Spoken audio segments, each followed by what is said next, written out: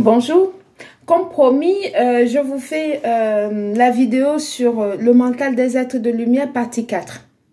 C'est une vidéo qui est beaucoup demandée et j'ai beaucoup de questionnements par rapport au mental des êtres de lumière. Et ma foi, j'avoue que il y en a qui sont encore qui sont en chemin et qui ont soif de cette connaissance pour essayer de voir plus clair dans leur cheminement vers leur lumière. Donc voilà, et à force d'écouter des vidéos comme celle que je suis en train de faire, ça les permet comme ça de voir exactement où ils vont et de mettre les mots sur ce qui les arrive en fait. Donc voilà. Raison pour laquelle j'enchaîne des vidéos comme ça sur la même thématique. Donc c'est pour éclairer cela justement. Donc voilà.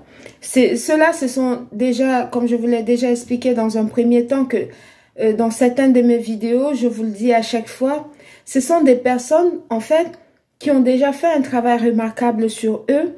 Et là, ils sont déjà sur le bon chemin et ils essayent de comprendre ce qui les arrive. En fait, ils ont beaucoup de questionnements.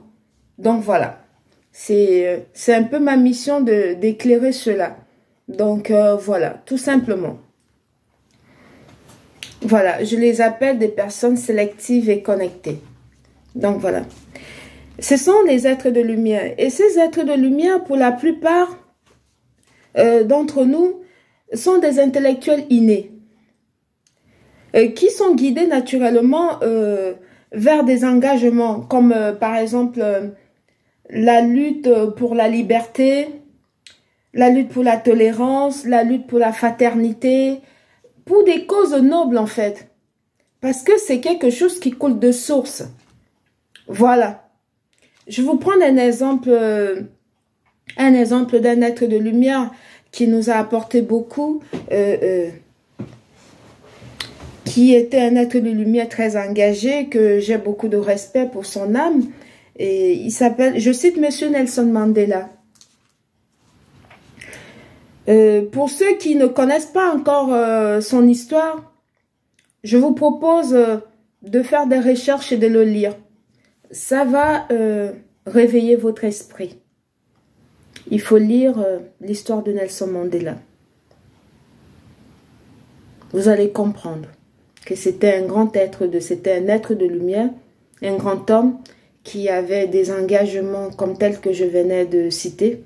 Et ça va, voilà, ça va bousculer votre compréhension et vous allez commencer à mettre les points sur les i sur vos questionnements. Il faut le lire. Je vous le propose vivement.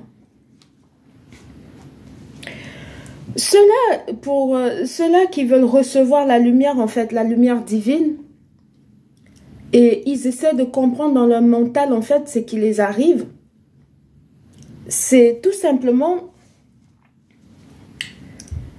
pour recevoir cette lumière-là, comment vous allez procéder? Il faut tout simplement vous laisser guider dans un premier temps pour recevoir la lumière divine. Non seulement vous laisser guider, faire votre travail spirituel, ça va vous permettre de connaître la meilleure version de vous-même et ça va vous connecter à la mère nature. Je m'explique. Quand vous êtes connecté déjà à la mère nature, ça vous permet en fait,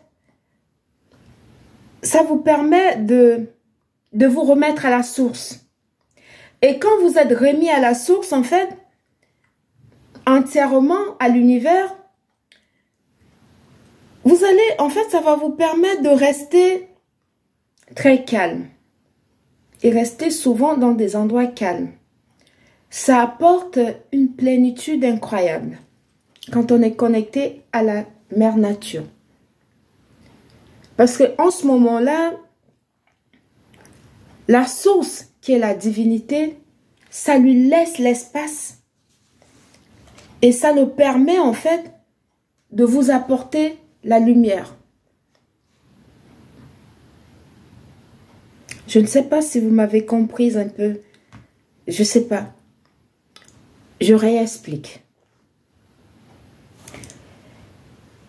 Il faut complètement, pour ceux qui veulent éveiller leur âme et leur esprit, il faut complètement vous remettre entièrement à la source, c'est-à-dire au divin.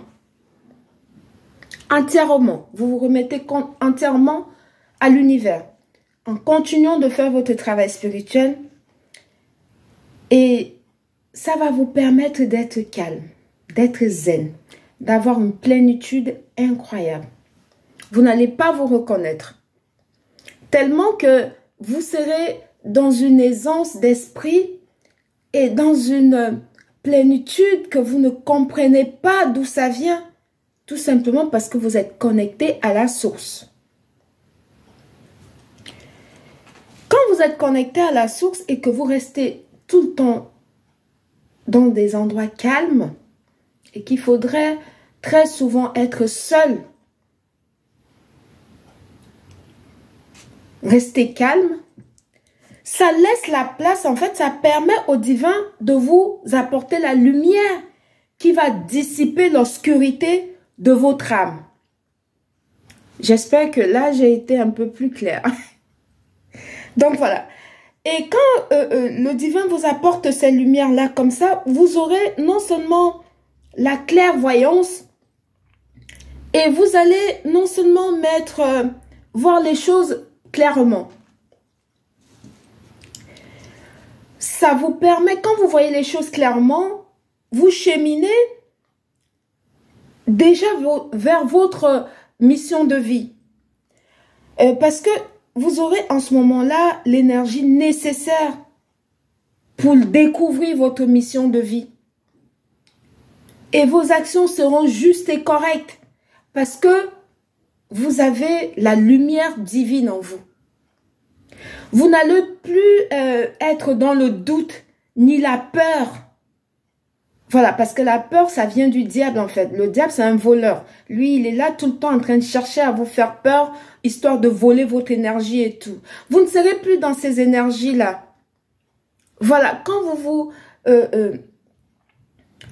vous remettez complètement à l'univers, ça laisse la place au divin. Voilà, vous avez déconnecté votre esprit de tout ce qui est négatif et tout. Vous êtes reconnecté à la source. C'est tout à fait normal et ce ne sera, je peux même dire, légitime que le divin vienne maintenant en vous, vous éclairer et vous montrer le chemin. Ce qu'il avait prévu pour vous, d'où vous devriez aller, les décisions que vous devriez prendre, vous aurez une clairvoyance incroyable. Et pour ça, il y a un processus, comme je venais de vous le dire. Voilà, c'est aussi simple que ça. C'est pour ça que je trouve que la spiritualité africaine, c'est une science exacte. Voilà. Plus tu poses des actions positives qui vont dans le sens de ce que tu recherches, tu te poses des questions et tu restes dans un endroit calme pour avoir des réponses, le divin, il te répond. Il te répond. Tu n'as pas besoin d'aller voir des charlatans et autres pour tout ça. Non, mais du tout. Tu n'as pas besoin d'être dans les loges incroyables. Tu es père et mère parce que tu as envie d'avoir X ou Y pour impressionner je sais pas qui. Non, mais on n'a pas besoin de ça. Hein. Du tout. Quand tu es connecté à la source, tu n'as pas besoin de ça. Tu es dans une énergie pure. Ça t'élève. Voilà, ta vie est mystérieuse aux yeux des gens qui te courtoient. Les gens même qui te voient en chemin, ils sont, voilà. Ils sont émerveillés, ils aiment ta présence, ils aiment être avec toi et tout. Donc voilà. C'était Mariama. Bonne journée. Merci, bisous.